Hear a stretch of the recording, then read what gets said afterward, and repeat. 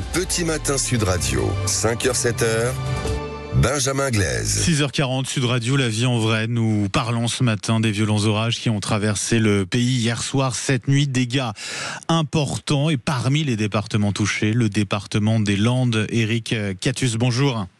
Oui, bonjour Benjamin. Et merci d'être avec nous ce matin sur Sud Radio. Vous êtes le gérant de la chambre d'hôtes du château d'Estrac, demeure de la fin du XVIIIe siècle qui est située au cœur de la Bastide anglaise d'Hastings. C'est aux portes du Pays Basque. Vous avez subi vous-même un très gros orage de grêle hier. Déjà, comment vous allez ce matin, Éric Catus ? Mais écoutez, ça va. La nuit a un peu réparé le stress, on va dire, mais bon, les dégâts sont effectivement toujours là. Ça a été violent hier ? Oui, très violent. On avait déjà subi des orages sur la Bastide il y a quelques années de grêle, avec des grêlons qui faisaient à peu près la taille de balles de golf. Ça avait déjà été un peu compliqué.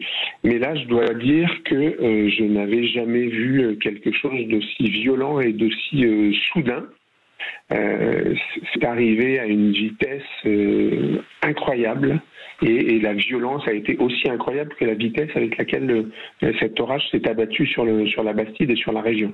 Ouais, impressionnant. Ça veut dire que dans ces moments-là, forcément, voilà, quoi, c'est rapide, mais la peur, elle est là. Oui, la peur est là parce qu'on voit ce qui tombe d'un seul coup et la violence avec laquelle ça tombe. Évidemment, on imagine bien qu'il va y avoir plein de choses derrière, plein de conséquences, mais en même temps, on essaie de sauver un petit peu ce qu'on peut sauver parce qu'il y avait la terrasse qui était en place, voilà, quelques voitures qui étaient dehors, mais en fait, à part regarder tomber, prendre effectivement quelques photos ou quelques vidéos en se disant que peut-être les assurances le demanderont, on voit bien qu'on peut rien faire d'autre. Et puis on peut pas vraiment se déplacer dehors parce que là aussi ça reste dangereux. Enfin, il faut imaginer des grêlons, des agglomérats de grêlons qui font la taille d'une balle de tennis et qui sont lancés à pleine vitesse partout. Vous pouvez pas bouger en fait. Il faut aussi vous protéger, quoi. Bien sûr. Vous avez fait le tour de votre propriété. Les dégâts, qu'est-ce qui a été touché, Éric Catus ? Alors, la toiture, beaucoup, évidemment, avec des impacts impressionnants, puisque évidemment, on se doute bien qu'un objet de ce poids, c'est un peu comme si vous lanciez une boule de pétanque, enfin, j'exagère un petit peu, mais c'est presque ça, à pleine vitesse sur une toiture, donc on imagine bien les dégâts que ça peut faire. Ça fait des trous. C'est passé carrément à travers la toiture, ça, même s'il y a des couches successives d'ardoise, puisque nous c'est de l'ardoise, en tout cas sur le domaine, les grêlons sont passés à travers et ont fait des trous conséquents. Donc la toiture, d'abord dans un premier temps, parce qu'évidemment il va falloir sécuriser tout ça très vite pour éviter qu'ensuite, en cas de pluie, ça n'affecte les plafonds et que ça crée des dégâts complémentaires. Et puis les voitures.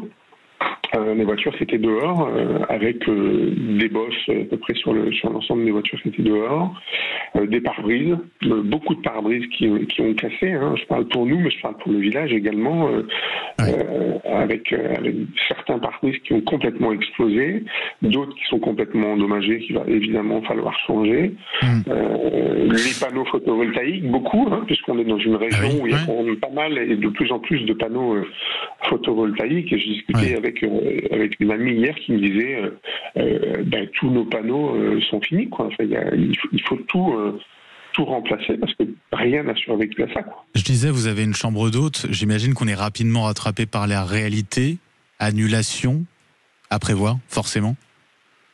Alors non, pas forcément, en tout cas pas encore, j'espère que ça ne sera pas le cas. D'accord. Parce que les chambres elles-mêmes, évidemment, n'ont pas été touchées. Et puis ça change rien à la qualité. Alors, on a un travail sur le jardin à faire, évidemment, puisque là aussi, il y a eu les arbres, le vent, et puis il y a des choses qui ont été un peu mâchées, donc il y en a un peu partout par terre. Tout ça, il va falloir le nettoyer, mais c'est l'histoire de 2-3 jours de travail pour enlever un petit peu tout ça, et puis après ça va reprendre une allure normale. Et puis les gens après sont quand même compréhensifs, ils se rendent bien compte que ce sont des événements particuliers, que c'est pas un défaut d'entretien ou que ça n'est pas quelque chose de mauvaise qualité qui a été fait de notre part, quoi. C'est une action qu'on subit. Bien sûr, Eric Catu, je rappelle, donc vous êtes gérant de la chambre d'hôte du château d'Estrac, c'est à Saingues, dans les Landes, aux portes du Pays Basque. Merci d'avoir été avec nous ce matin sur Sud Radio et surtout bon courage pour la suite. Bon courage à vous.